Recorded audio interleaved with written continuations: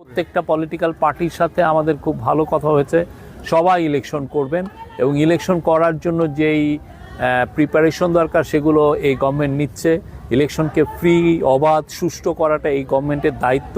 সেই দায়িত্বের জন্য যা যা করার দরকার সবগুলো করছে। আপনারা দেখেছেন মাগুরা জেলায় অলরেডি নতুন ডিসিএসপি পদায়ন হয়েছে এবং আরও অন্যান্য ওসি ইউএনওদের ক্ষেত্রেও নতুন নতুন পদায়ন হবে।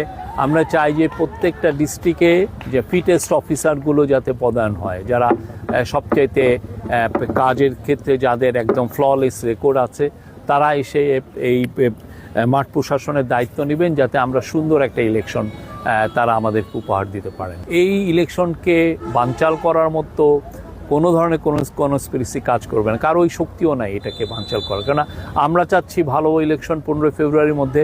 পুরো পৃথিবীর সমস্ত যারা আমাদের বন্ধু রাষ্ট্র আছেন তারা আমাদের সাথে আছেন, আমাদের বন্ধুরা আমাদের সাথে আছেন, বাংলাদেশের সাধারণ জনগণ আমাদের সাথে আছেন, পলিটিক্যাল পার্টিগুলো আমাদের সাথে আছেন।